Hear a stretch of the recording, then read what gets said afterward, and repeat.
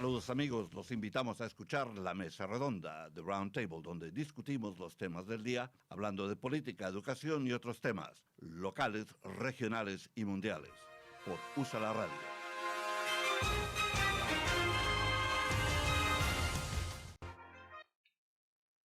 Señores oyentes de USA la Radio, estamos aquí de nuevo con su programa La Mesa Redonda de Roundtable. Desde el corazón de la ciudad del amor fraternal, de City of Brotherly Love, les habla Fernando Méndez, Dani Ramos controlando la máquina digital. Bueno, como de costumbre, noticias locales, nacionales. Se está poniendo caliente el asunto de la política en Washington. Una confrontación verbal entre Chuck Schumer y Mitch McConnell, and all related to civil rights, to the filibuster, to as usual, the Republicans seem to be on the wrong side of this issue, as usual. So, international news: big trouble in the Suez Canal, where thousands of ships to take crude oil and other goods to the world are stuck behind one cargo ship that went sideways after a sandstorm. So that's las noticias mundiales. Un barco que está bloqueando el canal del Suez porque se volcó como consecuencia de una tormenta de arena. Debe haber sido una tormenta de esas. Imagínense la fuerza del viento, la fuerza de la arena que volteó un barco de ese tamaño, que es un barco bastante grande, es un barco de carga, y está bloqueando el paso. Uno de los cómicos en la tele estaba diciendo, imagínense eso, cuando el problema de cuando uno está tratando de estacionar y de repente se da cuenta que está interrumpiendo el tráfico, está bloqueando el tráfico, detrás de uno hay 3 o 4 carros. En este caso es un barco que está bloqueando el paso de los barcos por esa arteria que es importantísima para el comercio mundial, especialmente proveniente de esa parte del mundo. Y ese está bloqueando el paso de cientos de barcos que están atorados allí en este embudo que es ahora el canal del Suez. Bueno, así que es una noticia interesante en cuanto a la causa y en cuanto al efecto, porque va a afectar seguramente muchos negocios, no solamente de Arabia Saudita y de los Emiratos, pero va a afectar negocios de todo el mundo, ¿no? Porque estos barcos pues, llevan comercio a todas las esquinas del globo. Si es que el globo tiene esquinas. Eso se me ocurre a mí que de pronto no hay esquinas en un globo. Pero bueno, era una metáfora. Está interesante esto del COVID. La primera conferencia de prensa de este presidente Biden, no ha concedido una conferencia de prensa hasta hoy en día. Por varias razones creo que se ha visto forzado a enfrentarse, a enfrentarse a la prensa, a los medios. Y debe estar esperando preguntas muy fuertes, algunas de ellas probablemente difíciles para él para poder responder, puesto que siempre se le ha acusado de fallar, ¿no? Que le le falla la gramática, le falla la composición de una frase, de una respuesta, y atribuyen todo a su edad, pero eso desde cuando estaba en el Senado, senador joven, ya se le conocía ese defecto en cuanto a su modo de hablar. Um, pero él, hasta este momento, se ha defendido muy bien de los ataques de los republicanos. Durante la campaña, hasta noviembre 3 y aún después de noviembre 3, pero sobre todo hasta noviembre 3. Ninguno de los ataques de Trump y de sus aliados contra Biden, ninguno de esos ataques llegó a herirlo a él gravemente políticamente. Así que él ha resistido también meterse en intercambio de acusaciones o quejas con Trump. Más bien escogió enfrentarse a Rusia y a China. Ya saben lo que dijo de Putin. Dijo que Putin es un criminal, es un asesino.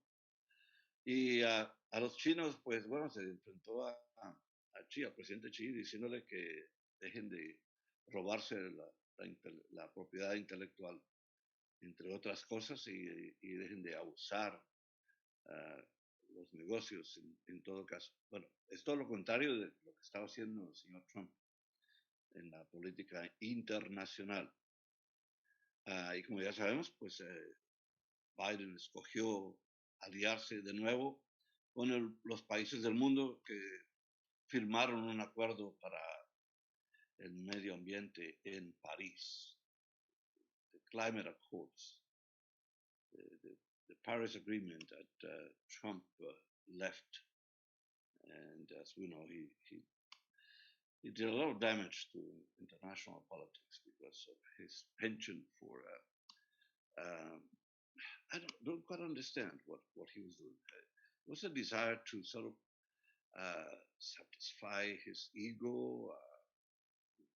I mean, and I think in most instances, most examples of some of the outrageous remarks from Trump about almost any topic had to do with his ego, with what a smart individual he was, and how he was only doing what was the best thing ever for whatever it was. And we know that that was not the case in any instance. Well, we have a couple of things here. From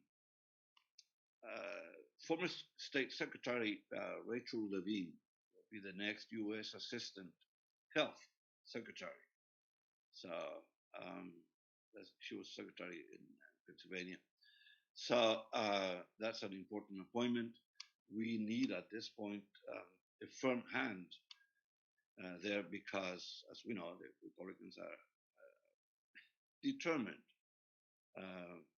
even though they cannot stop it anymore, they are determined to undo Obamacare, undo any of the protections for poor people. They don't seem, as I said before, they seem to be opposed to anything that makes sense, anything that benefits the poor or the sick or the fight against COVID. Well, that exchange between McConnell, Mitch McConnell, Moscow Mitch, and Chuck Schumer about the filibuster. Interesting, because McConnell was wrong anyway. U.S. Senate hopefuls, Lieutenant Governor John Fetterman, Pennsylvania, and State Representative Malcolm Kenyatta, Democrat of the 181st District, both support abolishing the Senate filibuster. Well, I don't think that would have too much of an effect on whatever decisions are made by the president and by Schumer. Apparently, from what I understand, the president is opposed to the filibuster, to opposed to doing away with the filibuster because um, he feels that it has other repercussions that are more negative. So, but it, I heard on NBC News this morning that he may be um, pressured. There's a lot of pressure coming to him from the Democratic Party about doing something with the filibuster because is the only way that some legislation will pass in the Senate. As we know, when he had the power to do it, Mitch McConnell said that any legislation that came to him from the House, from the Democrats in the House, would would be on his desk to die. It came to die. He was the Grim Reaper. So he doesn't have that power now, but he still has power because he controls the Republicans. It's hard to believe that at this point some of the Republicans who seem to have more common sense, McCoskey and Mitt Romney, that they have also lined up behind McConnell, behind the Trumpists, to impede legislation that would help all Americans, that would help immigrants, that would help us to solve some of the problems we are running into right now with immigration. Where are the common sense Republicans? I don't know. Where are they? At some point in recent months, uh, Mitt Romney seemed to be the voice of reason. And there were a couple of Republicans who spoke against Trump. Here's another thing. One of the most curious things. Um, January 6th, that riot that threatened our democracy, that threatened uh, the Capitol, because these people came and occupied the Capitol and desecrated the flags, and they could be seen uh, beating up on the Capitol Police, and they were seen in the offices of Nancy Pelosi, and they were seen in the floor of the Senate. And uh, it was obvious, and now in retrospect, even more so, that the senators and the representatives in the House were all in jeopardy. They were all in danger of being captured and hurt by the mob that invaded the Capitol. And yet, where are they now? Why are they still supporting policies that um, sort of attempting not to punish the people who committed the crimes? Senator Johnson has been a very outspoken advocate for the rioters, saying that they were not his people, they were not Trumpists, that they were Antifa or they were uh, Black Lives Matter, that uh, his people wouldn't do that thing because they were respectful of the police and the law.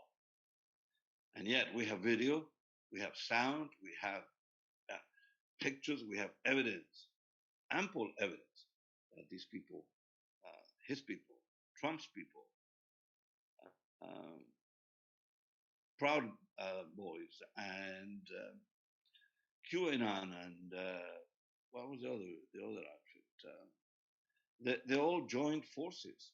Now there is evidence that they communicated with each other before before January 6th. That this was a well organized uh, attack on our democracy and well financed. And now the trick is, as in many of these cases, follow the money.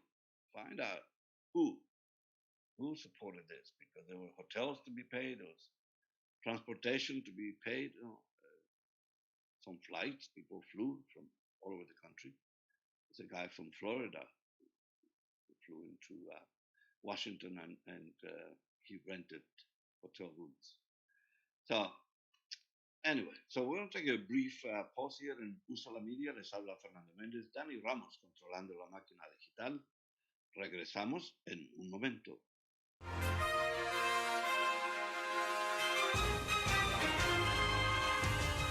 Saludos amigos, los invitamos a escuchar La Mesa Redonda de Roundtable, donde discutimos los temas del día, hablando de política, educación y otros temas, locales, regionales y mundiales, por USA la Radio.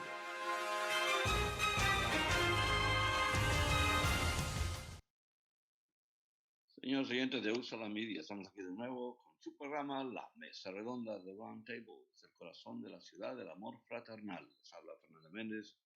Dani Ramos controlando la máquina digital. So there are several items in the headlines. One of them that we already mentioned and remark again, the president will hold his first presidential press conference today. He's been criticized for not holding a press conference. But, well, he has a good excuse. He's been busy. Look at the mess he inherited. Just one issue. Think about this. Just COVID and what had not been done by the Trump administration. The chaos they left behind. The lack of planning that caused us to be behind in terms of vaccines, in terms of distribution, in terms of almost anything related to COVID.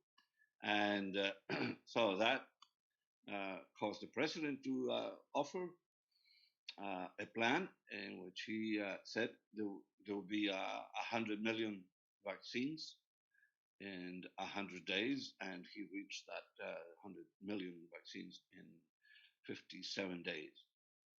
And he's on his way to doing more. And apparently, supposedly, today, during the presidential press conference, he will announce a new, very ambitious plan about what to do. So here's why COVID is important. Across the world, 125 million cases in the world. 2.74 million approximately have died. 2.74. That's a lot of people. That's the size of a city, a large city.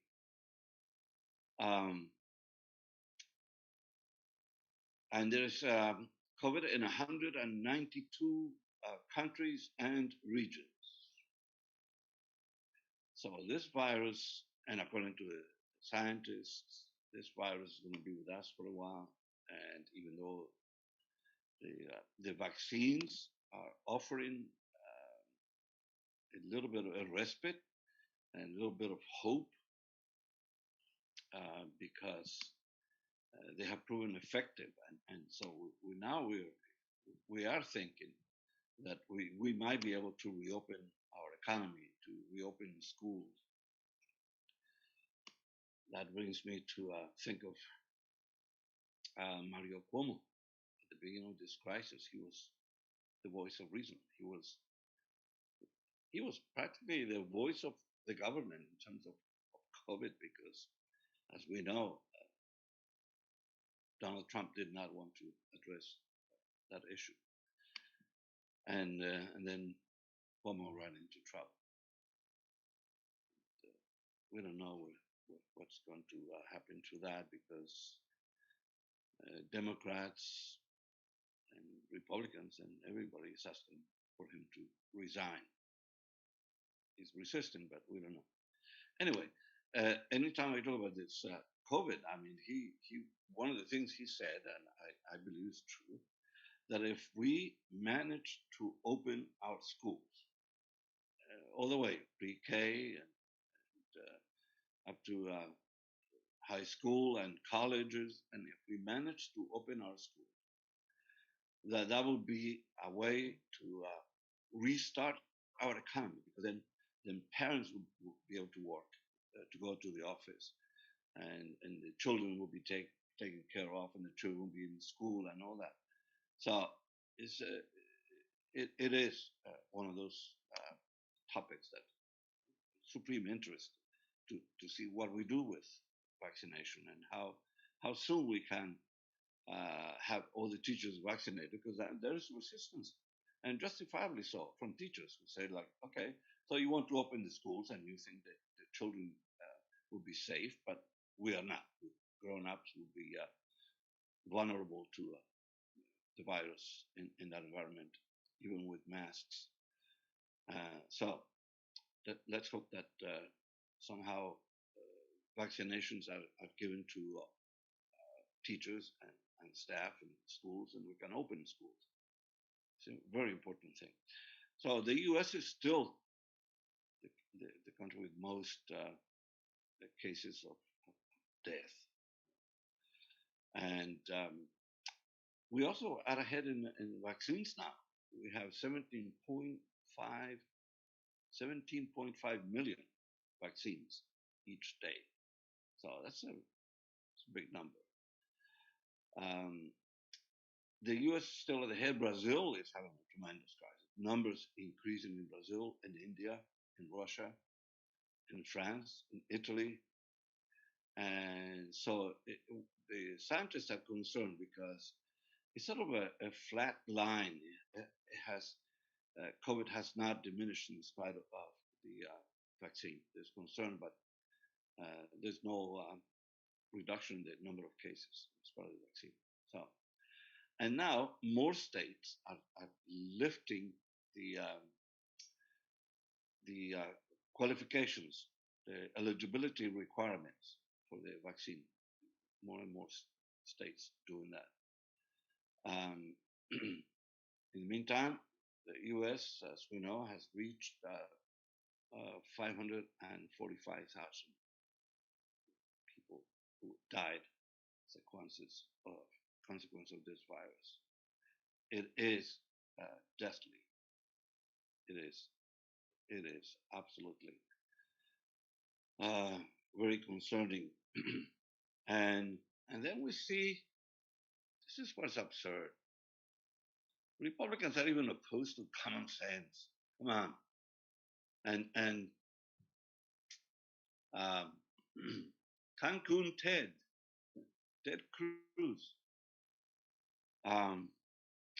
appeared before the cameras to talk about the immigration crisis at the border and to talk about all the issues without a mask.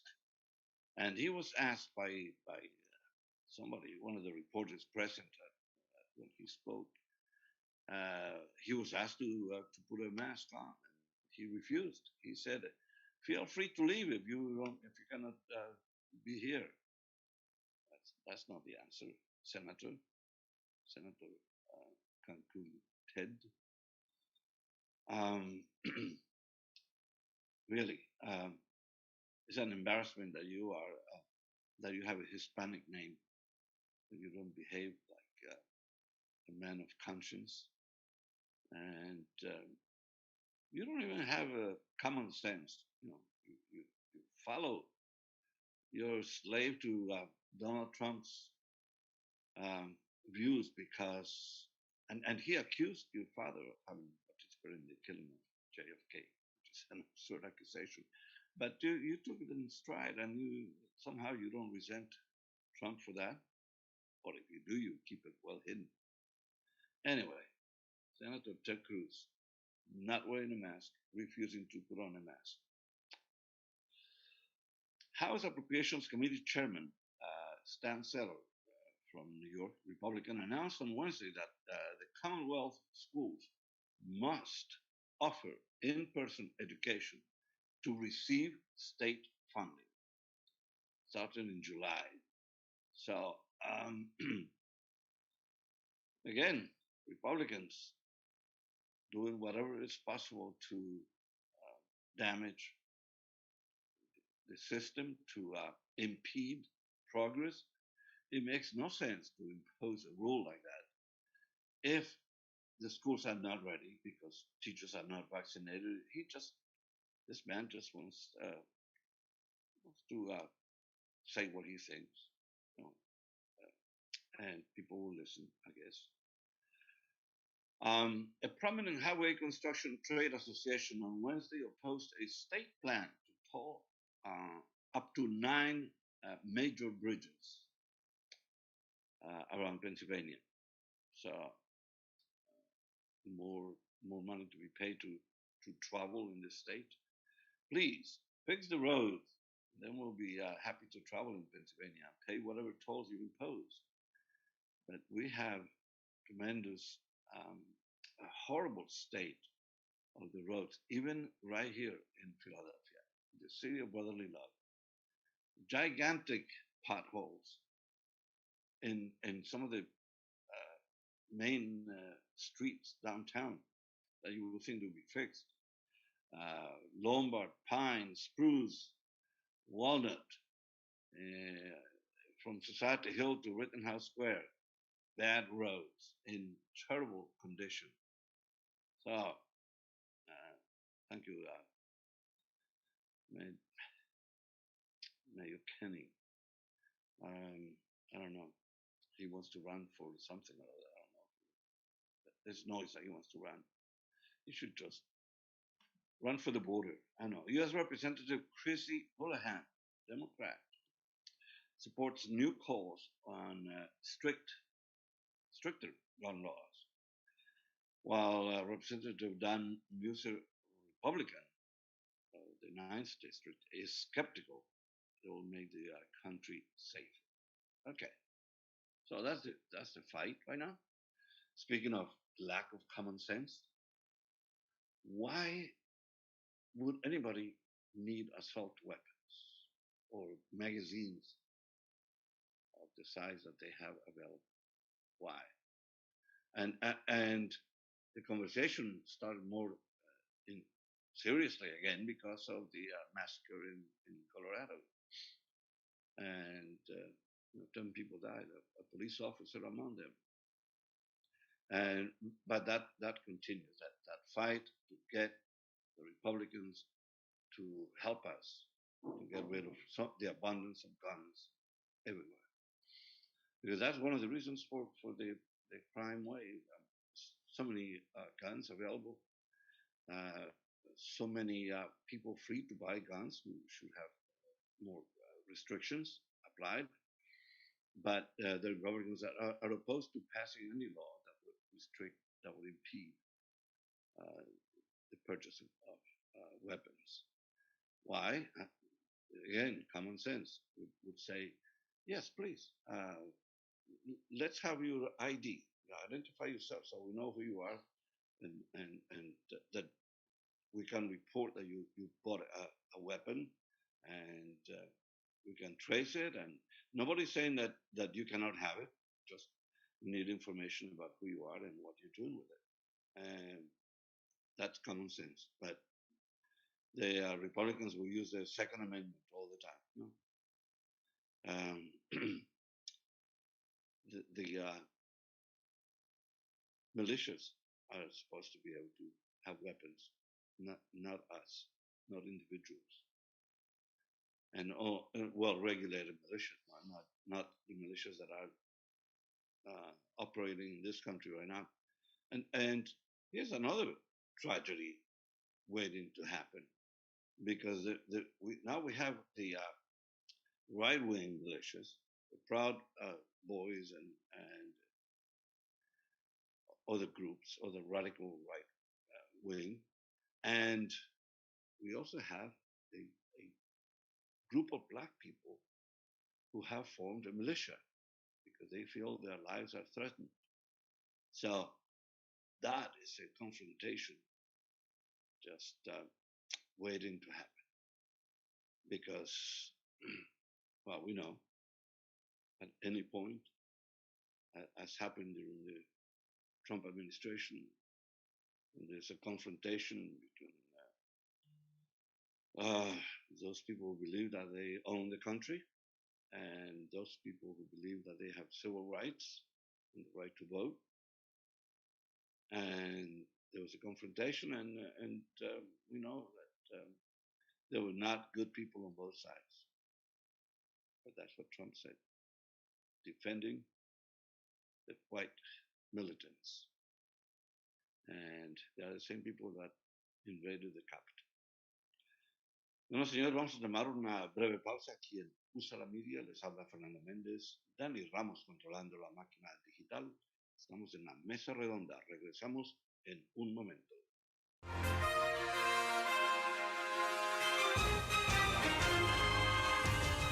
Saludos amigos, los invitamos a escuchar La Mesa Redonda, The Roundtable, donde discutimos los temas del día, hablando de política, educación y otros temas, locales, regionales y mundiales, por USA la Radio.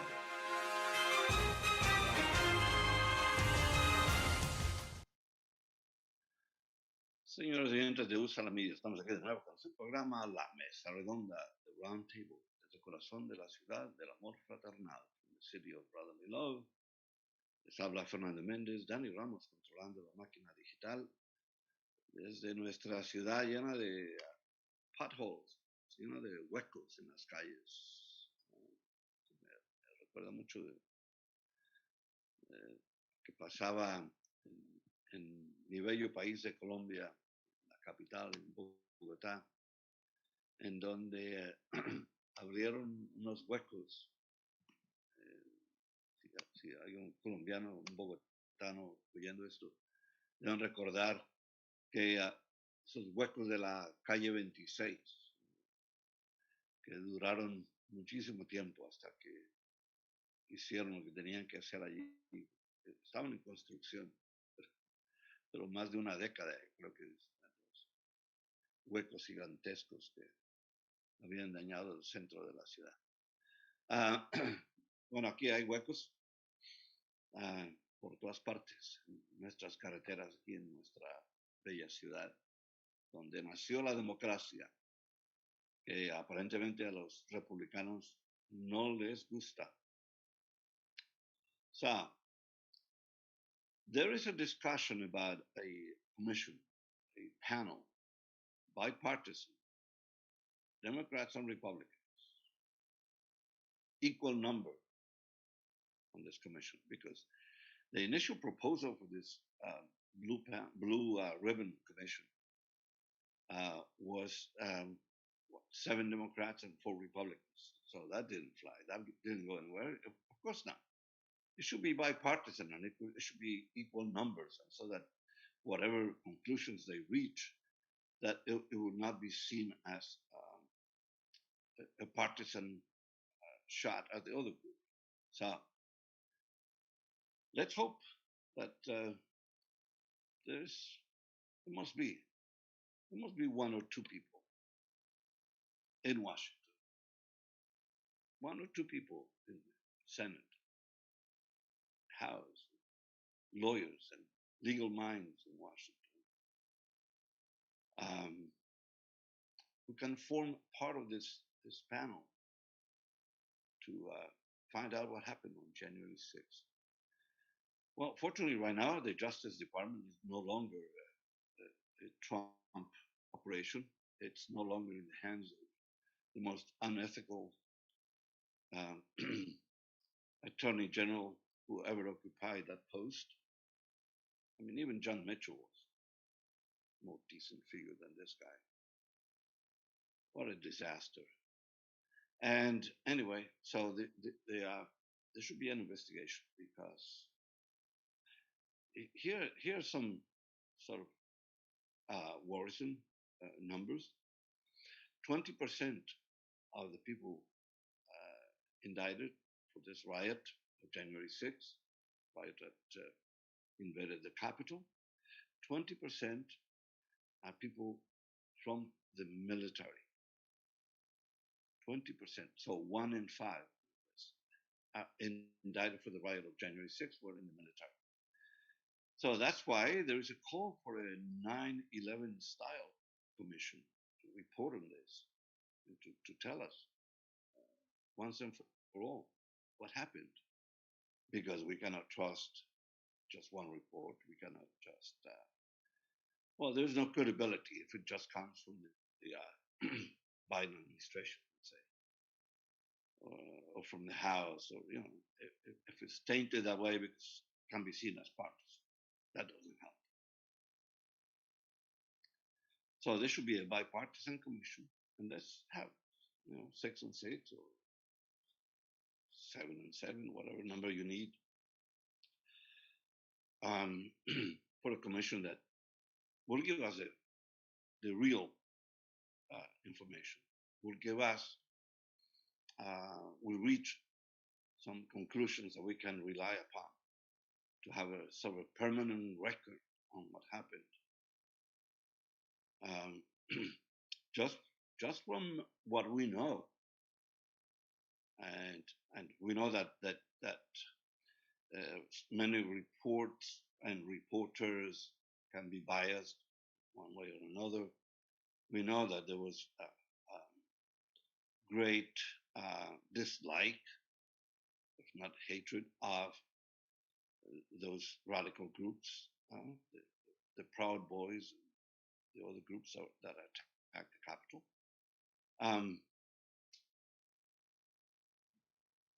So we know that, but we have video, we have pictures, we have testimony already from many of these militants who attacked the Capitol, who say they were there because the president invited them, because he asked them to come to Washington, and many of them are claiming that as defense. So the most ridiculous person in all of this got to be that Sidney Powell, that attorney. Rudy Giuliani's companion in many of these statements, public statements, about how the election was stolen. And the big lie that caused the Capitol rioters to invade, to come to Washington with that in mind. So, and think about that. So if 1 in 5 are from the military, somebody had to take a really close look at the military, who joins and why are they there, and what their views are on democracy, because those are important. In Latin America, we saw many anti-democratic military leaders, and they are the ones who organized coups all over the continent. A coup d'etat in Colombia, a coup d'etat in Chile, a coup d'etat in Argentina, a coup d'etat in Ecuador, Peru. So military leaders all over Latin America. Remember the Trujillo in Dominican Republic. Many of them also with the help of the U.S. The U.S. is guilty for supporting many of these dictatorships. School of the Americas trained military people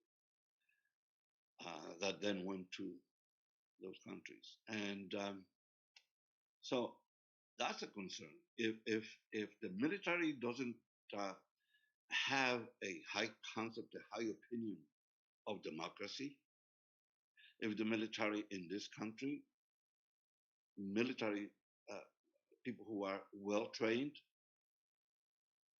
are capable of joining a mass like the one that attacked the Capitol, that is a concern. So that's why the need for this 9/11 style panel to give us that information also. Let's find out what happened. What kind of education are people in the military receiving that will lead them to that? Because in my opinion, a lot of very direct, very strong, ethical leaders have come from the military. Nobody's perfect, but I would name MacArthur, Eisenhower, that caliber, Marshall, people who are historic figures of high caliber. There may be strong personalities, remember General Patton, but they were moral, ethical people, at least that's their public record. And it's a concern now because maybe that's why Mr. Trump was so confident that his followers would restore him to power and deny Biden his victory. Maybe Mr. Trump was confident in the number of military leaders, military people who formed part of his following. That would explain a lot about his actions. So another crisis. Okay, so we said Mr. Biden began his uh, his tenure as president facing not only COVID, which will be enough for anyone, one person to deal with, to manage this gigantic threat to our health, physical and economic health, and he has to deal with another crisis at the border, also inherited from the Trump administration, even though Republicans are now attacking Biden and Democrats are attacking Biden too because there are pictures of the border and immigrants and children in cages and children living in poor conditions and being held for more than the legal period. And the rumors that immigrants can just cross the border and border patrol will release them into the general population without requiring them to show up court, make a court appearance. So that kind of news will quickly spread in throughout the countries of Central America and South America. If the border is sort of open and anybody can come, and there were videos in the news of any number of boats with 6, 8, 10 people in each boat approaching the U.S. border, on the river, the Rio Grande, and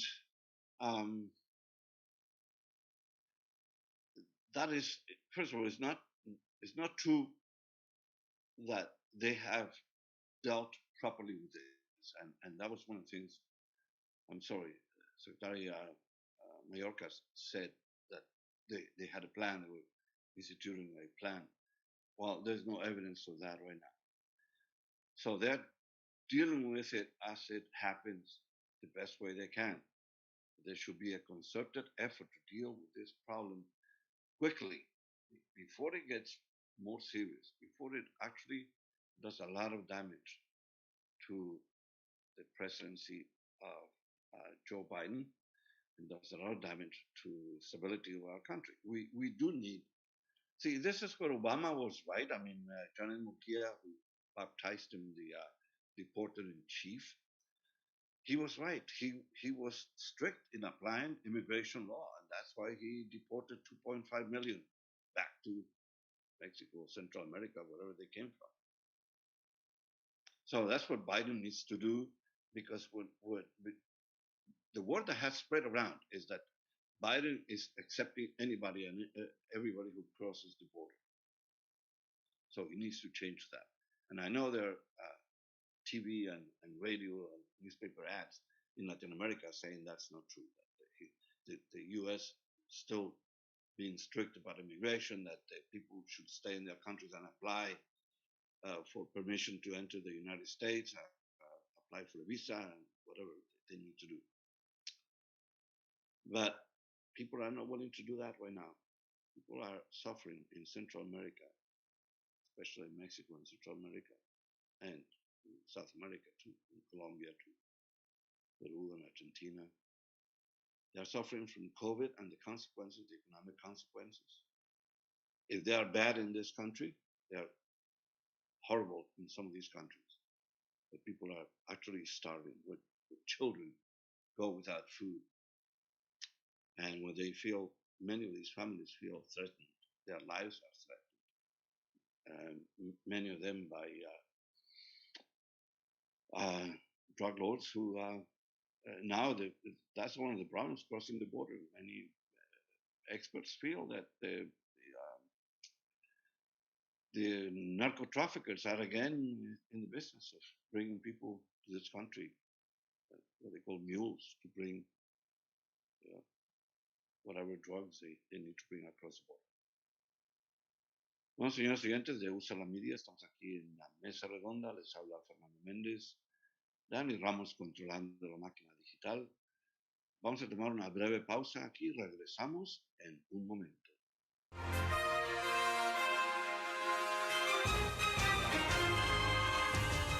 Saludos amigos, los invitamos a escuchar La Mesa Redonda, The Roundtable, donde discutimos los temas del día, hablando de política, educación y otros temas, locales, regionales y mundiales, por USA la Radio.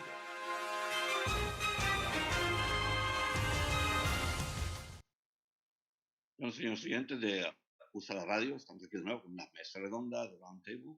Les habla Fernando Méndez, Dani Ramos controlando la máquina digital. Bueno, estaba hablando sobre el problema de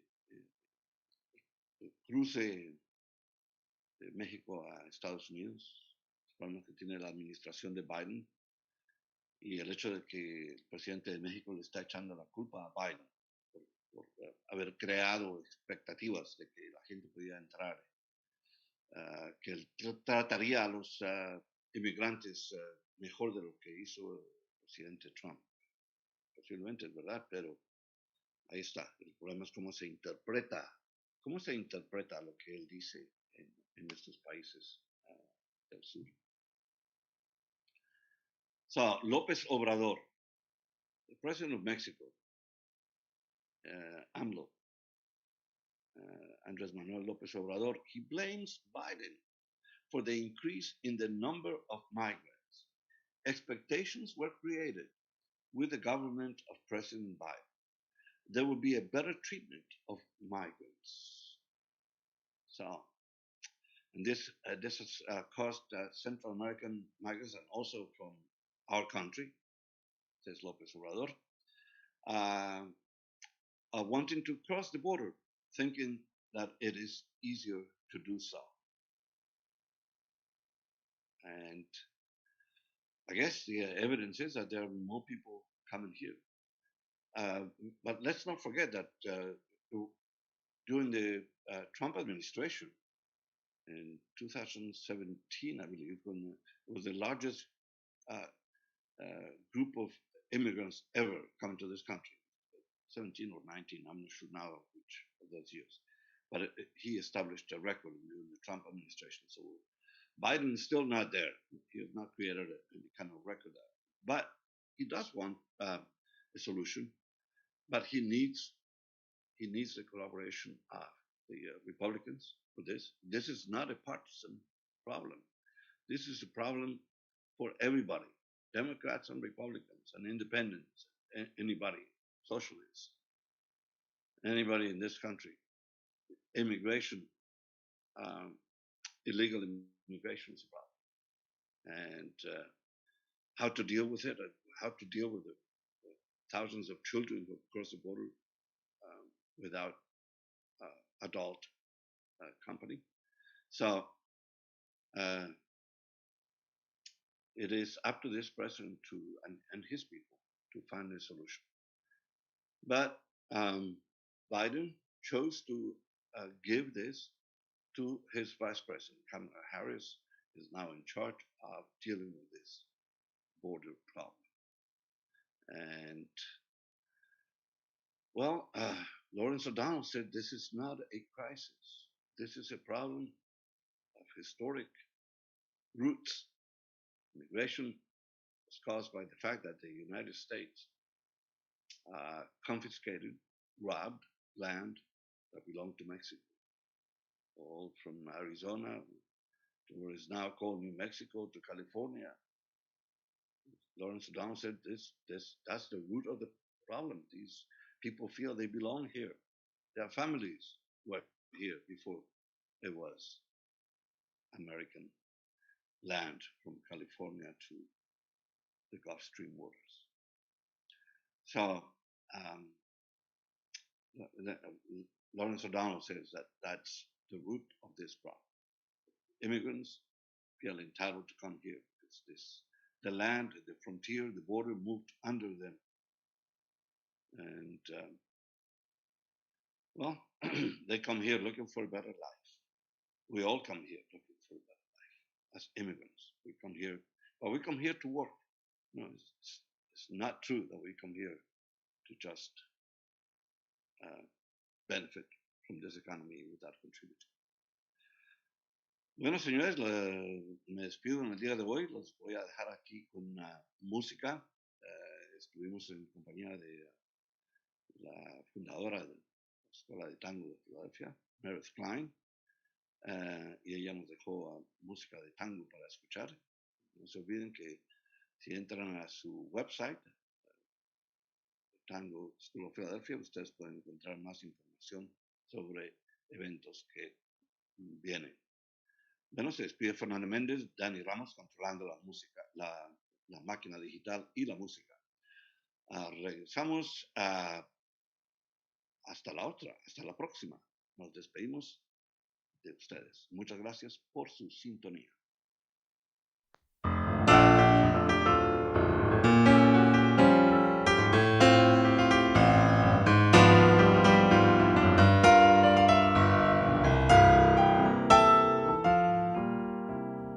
¿Dónde está el porqué de mis ansias y mi fe? ¿Dónde la razón de mi intensa desazón? ¿Dónde? Sino en tus sueños que me alientan tanto, sino en tus labios que al brindar su encanto me dan las fuerzas de luchar por ti. ¿Quién le dio a mi voz el acento de tu voz?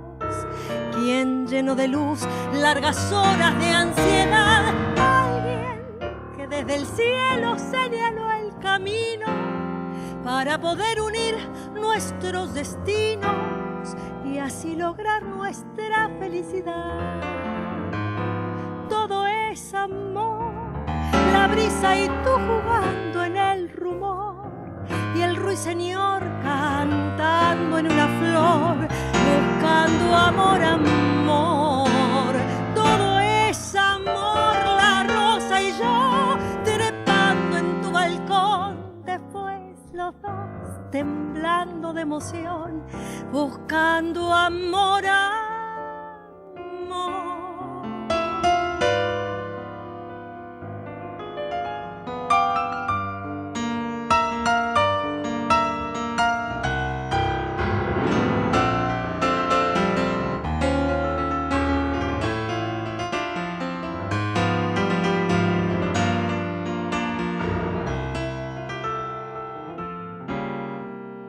¿Quién le dio a mi voz el acento de tu voz?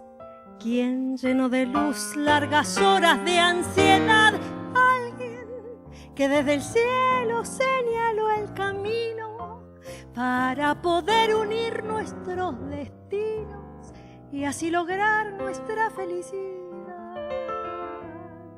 Todo es amor, la brisa y tú jugando en el rumor y el ruiseñor cantando en una flor buscando amor, amor.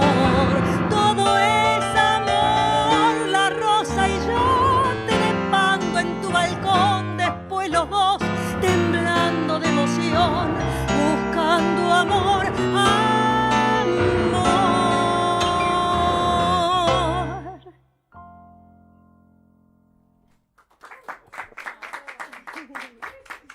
Muchas gracias. Muchas gracias.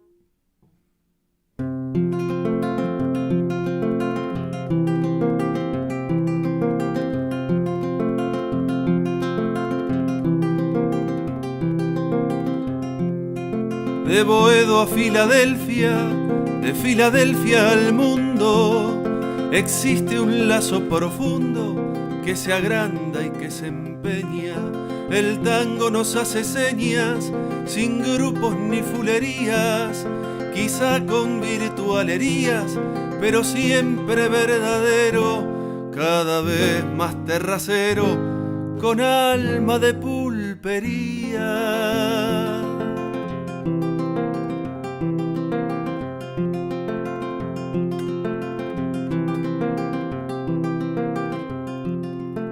En este cielo boedeano brillarán todas las estrellas, la luna nos aramella como un canto gardeliano.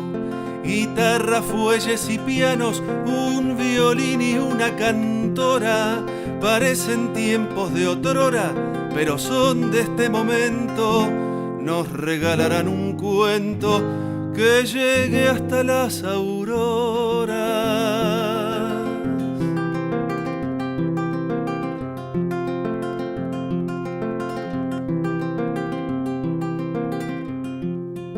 Cantores y bailarines también serán de la gesta, esta sí será la fiesta de los barrios porteñiles. Con perfume de jazmines aromarán la velada, semejante guitarreada acompañará su arte como símbolo estandarte de amistad y patriotada.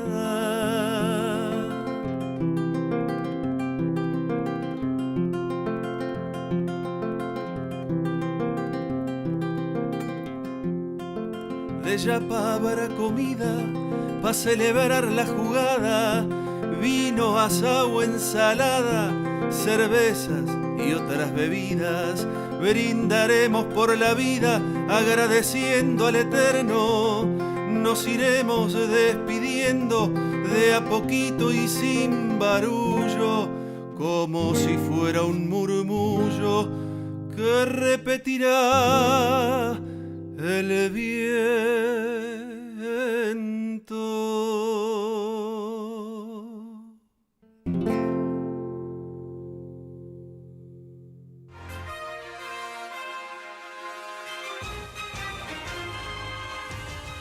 Saludos amigos, los invitamos a escuchar La Mesa Redonda de Roundtable, donde discutimos los temas del día, hablando de política, educación y otros temas, locales, regionales y mundiales, por USA la Radio.